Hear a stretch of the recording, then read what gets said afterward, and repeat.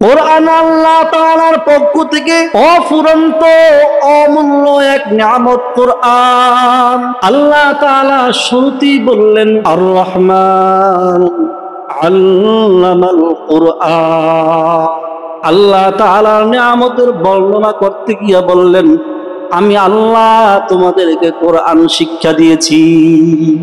খলাকাল ইনসান, আমি তোমাদেরকে মানুষ বানাইলাম। এবার একটু খেয়াল করুন, আল্লাহ তাআলা বলার ভঙ্গিমায় বললেন আমি আল্লাহ কোরআন শিখাইলাম, তোমাদেরকে মানুষ বানাইলাম। আমরা দেখতেছি দুনিয়ার জমিনে মানুষ আগে আসে, এরপরে কোরআন শিক্ষা করে। দুনিয়াতে মানুষের জন্ম আগে হয়েছে, কোরআন নাজিল পরে হয়েছে, ঠিক কিনা? কিন্তু আল্লাহ বলার ভঙ্গিমায় বললেন আমি কোরআন শিখাইলাম, মানুষ বানাইলাম। তাহলে কেমন যেন একটু উল্টা উল্টা মনে হচ্ছে। আসলে না, আল্লাহ তাআলা এই কথার ভিতরে নিশ্চয়ই হিকমত আছে। আল্লাহ তাআলা কথাটা এমন ভাবে বলেছেন কিয়ামত পর্যন্ত এই দুই কথার উপরে ব্যাখ্যা চলবে, বিশ্লেষণ চলবে, আর এটা নিয়ে মানুষ গবেষণা করবে, চিন্তা ফিকির করবে। এই গবেষণা করতে করতে বহু আল্লাহ পাকের বান্দা শুধু এখান থেকে হেদায়েতের পথ পেয়ে যাইবে। দুনিয়ার জমিন থেকে খাঁটি মুত্তাকিন হইয়া কবরে গিয়া জান্নাতের মেহমান হয়ে যাবে। শুধু এটার উপরে গবেষণা করবে, চিন্তা করবে, ফিকির করবে। আল্লাহ কথাটা এভাবে বললেন কেন? আগে মানুষের কথা বলতে পারতেন, পরেই তো কোরআনের কথা বলতে পারতেন, কিন্তু না, আগে কোরআনের কথা বললেন কেন? এটা আল্লাহ তাআলার হিকমত। আল্লাহ তাআলার কোনো কথাই হিকমত থেকে খালি না। আমার আল্লাহ শুরুতে বললেন আমি কোরআন শিখাইলাম, মানুষ বানাইলাম। এখান থেকে আমাদের জন্য আরেক সবক, দুনিয়ার জমিনে যে জন্মগত মানুষ, এই জন্মগত কোন মানুষের দাম আল্লাহর আদালতে না। জন্মগত কোন মানুষের দাম আল্লাহর কাছে নাই। আল্লাহর কাছে দাম কাগো, আল্লাহর কাছে দাম আছে কার? বলে আল্লাহ তাআলার কাছে দাম হলো গুণগত মানুষের। যারা গুণগত মানুষ তারাই হলো আল্লাহ তাআলার কাছে দামি মর্যাদাবান। আর যারা গুণগত মানুষ হতে পারে নাই, শুধু জন্মগত মানুষ, এই জন্মগত মানুষের কোনো দাম আমার আল্লাহর কাছে নাই। জন্মগত মানুষের দাম যদি থাকতো তাহলে কোনো মানুষকে আমার আল্লাহর নাফরমানি করার সুযোগ দিতেন না। যদি কেউ গাদ্দারি করে আল্লাহর নাফরমানি করতো, আমার আল্লাহ সাথে সাথে গজব দিয়া ধ্বংস করে দিত। এই জন্য তাকায়া দেখেন, হাজার লাখ কোটি মানুষ সারা জীবন আল্লাহর নাফরমানি করে যাচ্ছে, আমার আল্লাহ বিন্দু পরিমাণ কোনো প্রতিবাদ নেয় না। কেন? বলে জন্মগত মানুষটার কোনো ভ্যালু আল্লাহর কাছে নাই। আল্লাহর কাছে ভ্যালু, আল্লাহর কাছে দামি মর্যাদাবান কে? বলে যিনি গুণগত মানুষ। এখন গুণটা কিসের গুণ? গুণটা কোন গুণ থাকলে সে মানুষটা মানুষ হবে? গুণটা কোন গুণ থাকলে সে আল্লাহর কাছে দামি হবে? বলে কোরআনের গুণ যে মানুষের ভিতরে থাকবে, ওই মানুষটাই হবে আল্লাহ তাআলার কাছে প্রকৃতপক্ষে মানুষ। বলেন সুবহানাল্লাহ। যার ভিতরে কোরআনের গুণ থাকবে সেই প্রকৃত মানুষ। দুনিয়ার জমিনে কোনো গরুকে কেউ কোনোদিন বলে নাই ও গরু তুই গরুর মতো গরু হা, বলছেনি? দুনিয়ার জমিনে কোনোদিন শুনছেননি ছাগল রে কেউ বলছে এ ছাগল তুই ছাগলের মতো ছাগল হা? এমন কথা আপনারা কেউ কোনোদিন শুনছেন? কিন্তু মানুষকে বলে ও মানুষ, মানুষের মতো মানুষ হ। যে বলছে তার দুই হাত, যারে বলছে তার হাত দুইটা, যে বলে তার চোখ দুইটা, যারে বলতেছে তারও চোখ দুইটা, যিনি বলতেছে তারও কান দুইটা, যাকে বলতেছে তারও কান দুইটা। এক কথায় যিনি এই উপদেশটা দিল মানুষের মতো মানুষ হও, তার ভিতরে আর ওই বান্দার ভিতরে তো কোনো ব্যবধান নাই। জন্মগত ভাবে তো দোনোজনার বৈশিষ্ট্য সব এক, তারপরেও কেন এক মানুষ আর এক মানুষকে উপদেশ দেয়, বাবা সন্তানের উপদেশ দেয় মানুষের মতো মানুষ হও, বলে কি বলে না? বড় ভাই ছোট ভাইয়ের উপদেশ দেয় মানুষের মতো মানুষ হও, দাদা নানা নাতি নাতিনদেরকে উপদেশ দেয় মানুষের মতো মানুষ হও। কেন ভাই? জন্মগত ভাবে আপনিও যা, সেও তো তার, তাহলে আবার মানুষ কিভাবে হবে? তাহলে বোঝা গেল জন্মগত ভাবে মানুষ হিসেবে জন্মগ্রহণ করলে মানুষ হওয়া যায় না, মানুষ হওয়ার জন্য ভিন্ন কোনো ফর্মুলা আছে। মানুষ হওয়ার জন্য ভিন্ন কোনো ফর্মুলা আছে, নয়তো একজন আরেকজনকে কেন বলবে মানুষের মতো মানুষ? আমিও জন্মগত ভাবে যা, আর আমাকে যিনি উপদেশ দিল সেও তো তা, তাহলে আমাকে কেন বলতেছে যে মানুষের মতো মানুষ হও? নিশ্চয়ই কোনো না কোনো ফর্মুলা আছে। এতটুকু চিন্তা যদি মানুষ করত যে মানুষের মতো মানুষ হইতে যে বললো কারণটা কি, তাহলে কোন কোন কাজগুলো করলে, কোন কোন গুণগুলো অর্জন করলে প্রকৃতপক্ষে মানুষ হওয়া যায়, সেই গুণগুলো আমাদের অর্জন করা দরকার। এই এতটুকু চিন্তা যদি করত, মানুষের দিল পরিবর্তন হয়ে যাইত, সমাজ পরিবর্তন হয়ে যাইত।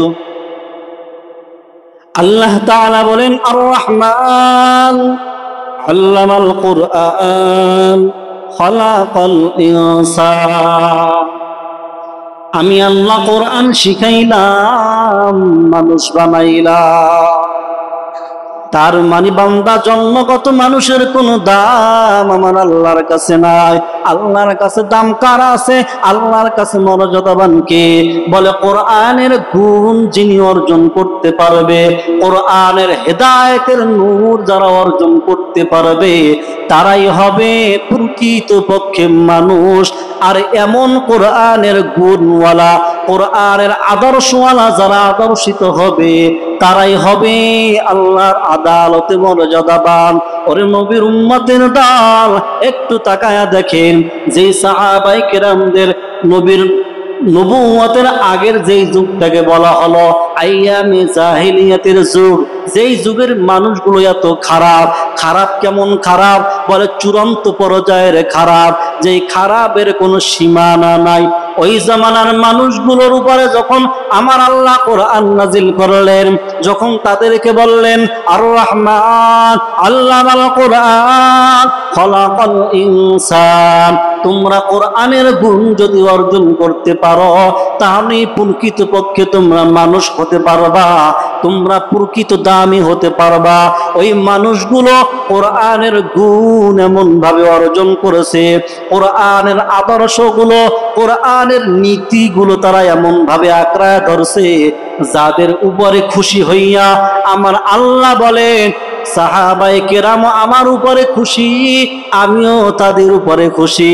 আমার আল্লাহ সার্টিফিকেট দিয়া কোরআনের ভিতরে আয়াত নাজিল করে বলেন রাদিয়াল্লাহু আনহুম ওয়া রাদু আন, তারাও আমার উপরে খুশি, আমিও নবীর সাহাবীদের উপরে খুশি। বলেন সুবহানাল্লাহ। যেই মানুষগুলার কোনো দাম ছিল না, খারাপের চূড়ান্ত পর্যায়ে ছিল, হযরত ওমর, একটা মানুষ কি পরিমাণ চূড়ান্ত খারাপের পর্যায়ে গেলে নবীজির গর্দান আনার জন্য রাজি হতে পারে? কি পরিমাণ খারাপের লাইনে থাকলে